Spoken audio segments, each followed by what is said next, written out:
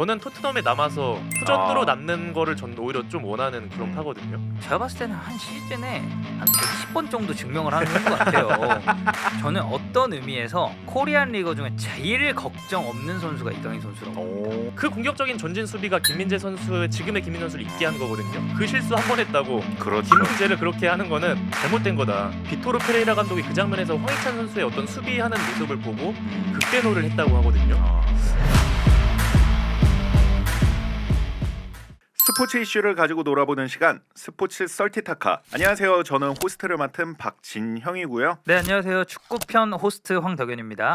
네, 이번 주 스포츠 썰티타카에서는 해외에서 맹활약 중인 코리안 리거들에 대해 이야기해 보려고 하는데요. 지난 K리그 편 게스트로 모셨었죠. 현재 스포티비 해설위원님이신 우리 이완우 해설위원님 모셨습니다. 안녕하세요. 네, 안녕하세요. 이완우입니다. 아. 저번 K리그에 이어서 이제 또 한 번 나왔는데 네. 조금 더 제 주종목이거든요.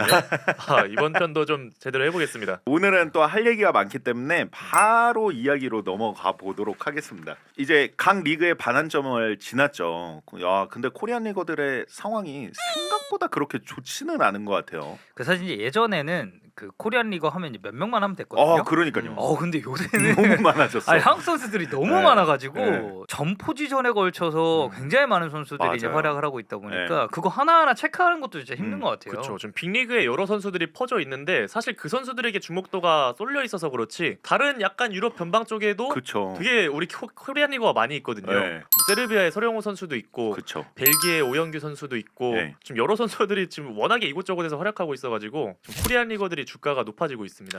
좋습니다. 뭐 그분들을 다 짚을 수는 없고 핵심적인 좀 몇 명의 선수들만 좀 짚어보면 좋을 것 같은데요. 맨 처음 빠질 수 없죠.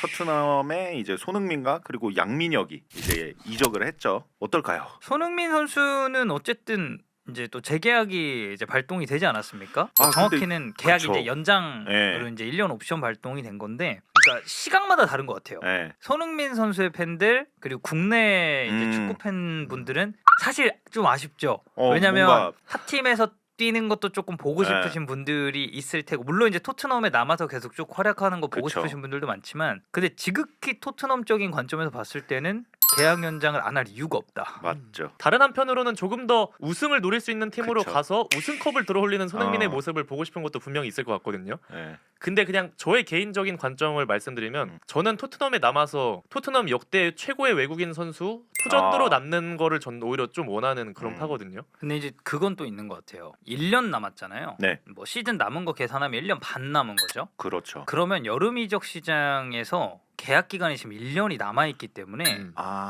이 구단 입장에서는 사실 선수 판매하는 어떻게 보면 딱 그 적절한 시기가 이제 1년 그쵸. 네. 한 요 정도 이제 남았을 때거든요. 근데 1년 남았을 때가 구단 입장에서는 돈도 적당히 챙길 수 있고 이제 판매도 할 수 있는 그런 부분이 있어서 저는 이번 여름에도 손흥민 선수 이적설은 또 나올 가능성이 있다고 열려 생각해요. 있어. 엄청 네. 뜨거울 것 같아요. 제가 볼 때는.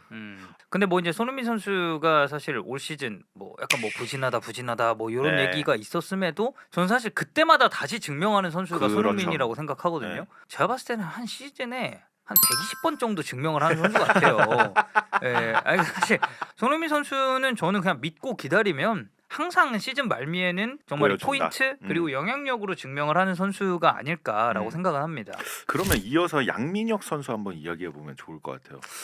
생각보다 뭐 입지가 좁다. 뭐 이런 이야기가 많이 있더라고요. 사실 양민혁 선수가 아직 되게 어린 선수고 우리나라 나이로 네. 고등학생이잖아요. 네. 양민혁 선수가 당장 이번 시즌은 출전 같은 거에 대해서 사실 팬분들이 그렇게 큰 기대를 안 했으면 좋겠어요. 조금 내려놓고 그저 그냥 응원을 해줬으면 좋겠거든요. 당장 FA컵 오브리그 그 테모스전에서도 투입시키지 않았던 거 봤을 때 그쵸. 이번 시즌은 기대치를 좀 낮춰야 할 것 같은데 일단 뭐 종합해 보면 양민혁 선수는 좀 기대감을 낮춘 상태에서 토트넘에서 클 수 있도록 좀 하는 게 중요하다 정도로 네. 정리를 하면 좋을 것 같습니다. 다음 이 선수는 이 선수도 감독은 엄청 좋아하는데 언론은 엄청 때려요.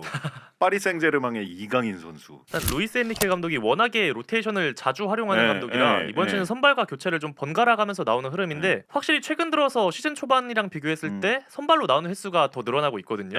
비중도 더 늘어나고 그리고 개인의 퍼포먼스도 꾸준함을 계속 보여주고 있고 지금 언론에서 나오는 그런 이적설과 다르게 이강인은 여전히 올 시즌 PSG 아주 핵심 선수로 꾸준하게 활약을 해주고 있다라고 좀 보면 될 것 같습니다. 제가 이제 올 시즌에 이강인 선수 경기를 되게 중계를 많이 했거든요. 그래서 유니폼도. 그럼요. 그러네. 이거는 사실 이제 제가 그 이강인 선수에 대한 그 존경심을 좀 담아서 저는 어떤 의미에서 코리안 리거 중에 제일 걱정 없는 선수가 이강인 선수라고 봅니다. 왜냐면 파리 생제르맹 스쿼드를 다 이렇게 쭉 봤을 때 저는 한 12번째 선수 정도로 보거든요. 그러니까 주전 선수로 충분히 분류도 되고 교체가 된다. 뭔가 파리의 변화가 필요하다. 저는 그러면 1순위, 2순위가 이강인 선수라고 생각을 해요. 그 부분에 있어서 자 이강인 왼쪽 뛸 수 있습니다. 그렇죠. 주포는 오른쪽이에요. 근데 제로 톱도 가능합니다. 근데 이게 좌우에 국한되는 게 단순히 윙어가 아니라 미드필더로도 내려올 수가 있어요. 이 선수가. 그러면 도대체 지금 소화할 수 있는 포지션이 몇 개인가요? 많죠. 여기에 추가적으로 이 선수는 어떤 포지션에 놓더라도 물론 이제 기량이나 퍼포먼스의 차이는 조금 있겠지만 저는 1인분 이상은 무조건 할 수 있는 선수라고 생각을 해요. 이적설 많았잖아요. 그렇죠. 겨울에. 저는 근데 딱 떴을 때 유력한 기자들이 얘기를 많이 했지만 이거는 파리가 팔 이유가 없다. 팔 수가 없다. 계약 기간도 많이 남은 데다가 지금 팀에서 이 선수가 지금 입지가 불안한가? 그것도 아니고 감독도 너무 예뻐해. 그리고 이강인 선수가 스페인어가 되잖아요. 루이스 엔리케랑 대화도 잘 통할 거고 그리고 루이스 엔리케가 뭐 바르셀로나 있을 때부터 개인 기술 좋고 창의적인 선수를 되게 좋아하거든요. 이강인 선수가 또 그런 부분까지 다 충족이 돼가지고 안 예뻐할 수가 없는 선수입니다. 좋습니다. 다음으로는 미넨의 김민재 선수인데 이 선수도 콤파니 감독을 엄청 좋아하는 것 같은데 언론에서는 시도 때도 없이 엄청 때리고 있어요. 김민재 선수가 지난 시즌과 비교했을 때 확실히 올 시즌 눈에 띄게 더 좋아지고 자신감 붙은 모습이 나타나고 있고요. 김민재의 공격적인 수비 스타일이 또 콤파니의 공격적인 성향이 잘 맞아떨어져가지고 지금 제대로 활용이 되고 있고 딱 지금 말씀 주신 대로 언론이 김민재 선수 실수 한 번 하면 되게 뭐라고 해요. 근데 그 김민재 선수가 실수 나오는 게 대부분 공격적으로 전진 수비할 때 그럴 때인데 그 공격적인 전진 수비가 김민재 선수의 지금의 김민재 선수를 있게 한 거거든요. 김민재 선수의 시그니처 플레이고 그 플레이로 나폴리의 우승을 이끌었고 지금의 김민재를 만든 건데 그 실수 한 번 했다고 김민재를 그렇게 하는 거는 잘못된 거다. 김민재 선수는 지금 유럽에서도 최고의 센터백으로 잘 활약을 하고 있다. 이렇게 보고 있습니다. 아니 최근에 이렇게 공중볼을 하나 실수해서 실점 먹힌 빌미를 줬던 게 있었는데 콤파니 감독이 이제 기자 질문이 그 실수 어떻게 생각하냐. 그러니까 그 얘기를 했더라고요. 너 의도가 뭔지 아는데 이런 실수는 우리 팀이 잘못한 거지 김민재가 잘못한 게 아니야 라고 커버를 쳐주는데 역시 배운 감독이시다. 역시 명장이다. 역시 명장이다. 일단 감독님이 믿고 계시기 때문에 김민재 선수는 뭐 걱정할 필요 없다 정도로 정리를 하면 좋을 것 같고요. 선수 이제 말년에 한 반 시즌 정도만 어떻게 좀 전북에서 마무리하는 것도 다시 돌아와 달라. 예쁜 그림 아닐까. 저번부터 기승전 전북이 많네요. 네, 죄송합니다. 이제 다음 선수는 이 선수가 조금 힘든 것 같아요. 울버햄튼의 지금 황희찬 선수 어떨까요? 황희찬 선수가 시즌 초반에 주전에서도 좀 밀렸고 뭔가 이번 시즌 부상도 많이 발생하면서 출전 기회도 되게 적었어요.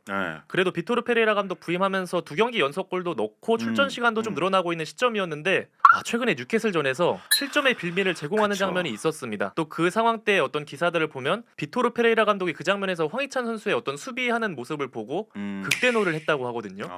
그 이후로 후반전 바로 교체가 됐고 다음 경기엔 아예 결장을 해버렸어요. 그래가지고 지금 저희 녹화가 업로드 되는 시점에는 또 어떻게 변화가 될지 모르겠지만 좋아질 뻔했는데 갑자기 지금 또 흐름이 내려간 그런 상황입니다. 지금 황희찬 선수는 또 팀이 안 좋은 게 지금 상황적으로 너무 황희찬 선수한테도 악영향인 것 같아요. 그러니까 예를 들어서 팀이 잘 나가고 있는 상황에서 좀 못 나온다라고 한다면 저는 이제 로테이션 풀 안에 들어갔을 때 출전 기회를 조금 더 받을 수 있다라고 보긴 하는데 울버햄튼은 지금 급해요. 엄청 급하죠. 여기는 지금 한 경기 한 경기가 살얼음판이다 보니까 이거를 좀 어떻게 타개를 해야 될지에 대해서 감독도 고민이 많을 거거든요. 그러다 보니까 황희찬 선수가 자연스럽게 지금 입지적으로 좀 위협을 받고 있는 상황인데 그래서 저는 이 선수가 이제는 해외 리그에 대한 시간도 경험도 굉장히 많이 쌓인 상황이라서 좀 스스로 극복하는 방법도 잘 알고 있지 않을까라는 기대를 하고 있긴 합니다.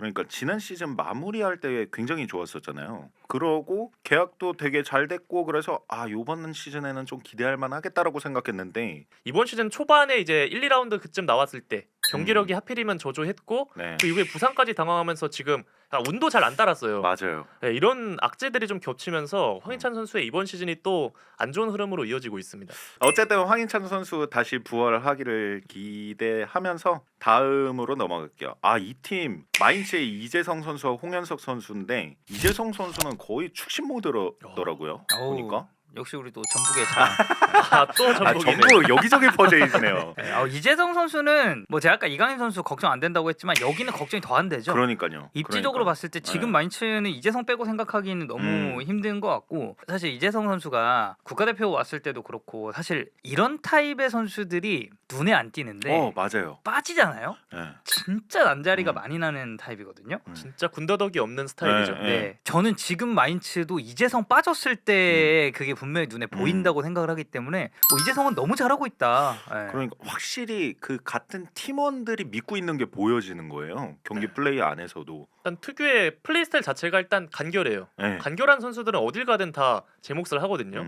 간결한 연계 플레이나 뭐 오프 더 볼 움직임도 되게 좋고요. 일단 확고한 주전으로 에이스 같은 역할 당연히 네. 하고 있고 올 시즌 페이스 봤을 때는 어쩌면 두 자릿수 득점까지도 좀 기대해 볼 수 있는 시즌인 것 같고 홍현석 선수는 어떤가요? 홍현석 선수는 주전에서 약간 밀려 있는 흐름이기는 하죠. 교체로 가끔씩 모습을 내비치고는 있는데 네. 지금 다른 경쟁자들이 다 폼이 나쁘지가 않아가지고 지금 출전 시간을 부여받았을 때 뭔가 확실한 임팩트를 보여주지 않으면 당장 이번 시즌 남은 시간 동안 막 주전으로 치고 나가는 그런 모습이 좀 힘들지 않을까. 좀 어려운 흐름 속에 있기는 합니다. 근데 이제 홍현석 선수를 벨기에 무대에서 데려올 때 네. 마인츠가 그래도 돈을 꽤 썼거든요. 맞아요. 근데 그 선수 영입하는 데 있어서 이정료는 저는 그렇죠. 무시할 수 없다고 예, 생각해요. 예, 예. 그리고 이정료를 대충 보면 주전으로 그렇죠. 쓰려고 혹은 이제 예. 어쨌든 중요한 로테이션 자원으로 쓰려고 데려왔는지 네. 아니면 이거는 뭐 좀 어린 선수니까 좀 장기를 그쵸. 바라보고 데려왔는지가 좀 보이는데 홍현석 선수는 이정료가 꽤 돼요. 그래서 저는 어쨌든 기회는 꾸준하게 올 거거든요. 그래서 그때 기회가 왔을 때 홍현석 선수가 이거를 잡느냐의 싸움이라고 보는데 그 부분에 있어서 저는 홍현석 선수의 퀄리티를 의심하진 않습니다.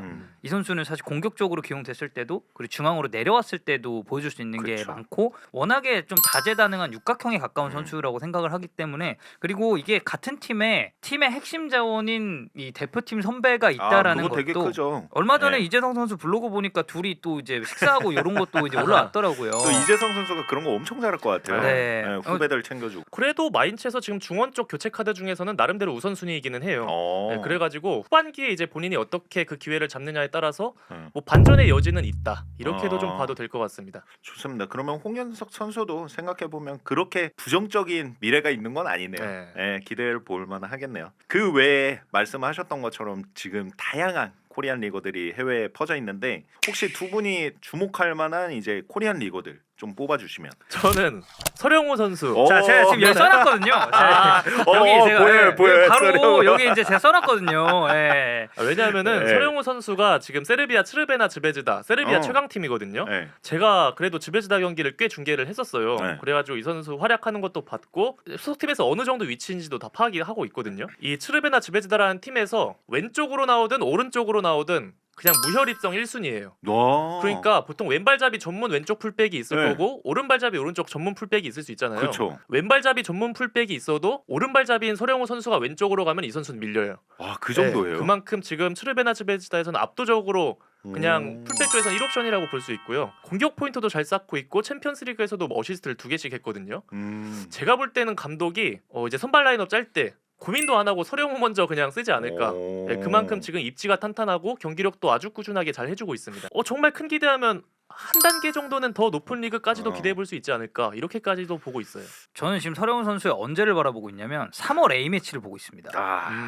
얼마나 스텝업을 했을지가 궁금해요. 우리 황동현 해설위원님은 한 명 뽑아주신다면. 저는 이제 그 같은 장수황 씨, 황인범 선수를 즈베즈다에서 서령우 선수가 갖는 포지션에 대해서 얘기를 했지만 저는 페노르트에서의 네. 황인범의 그 위상도 비슷하다고 봐요. 예, 진짜 올 시즌에 페이노르트가 챔피언스리그에서 굉장히 잘했습니다.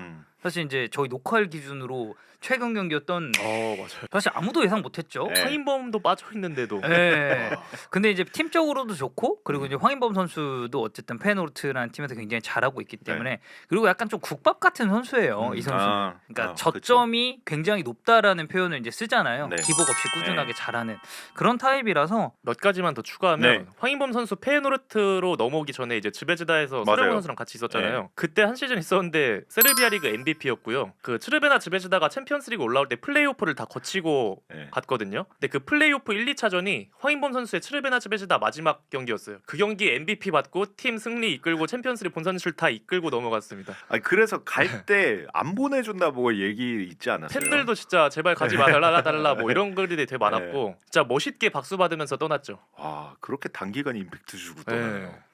좋습니다.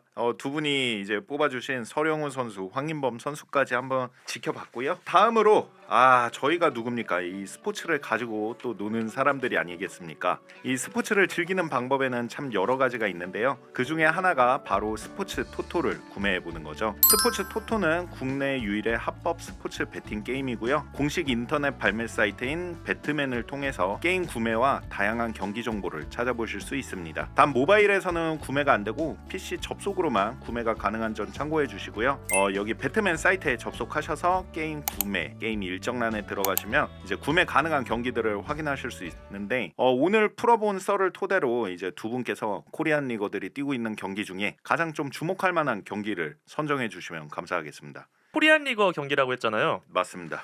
이때 본머스 대 울버햄튼이 있거든요. 오. 이거 본머스 승리 예측하겠습니다. 와. 본머스가 이번 시즌 진짜 돌풍의 팀이고요. 그리고 사실 이번 시즌 본머스의 돌풍은 이미 예견이 돼 있기도 했습니다.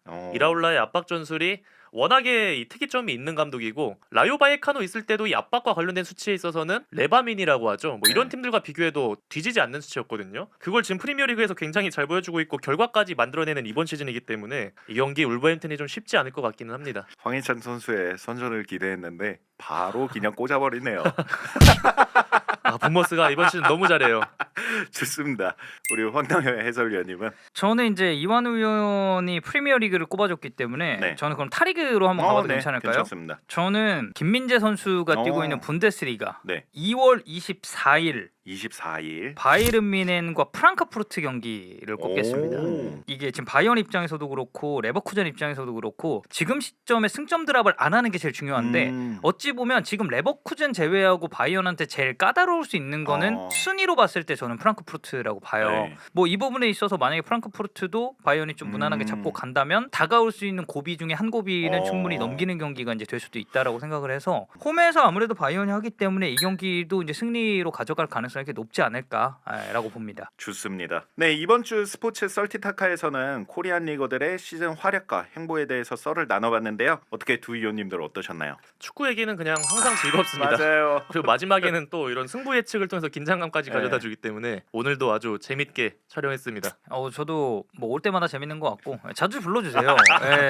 네, 좋습니다. 다음 시간에는 또 다른 스포츠 썰을 가지고 찾아오도록 하겠습니다. 여러분 감사합니다. 고맙습니다. 고맙습니다.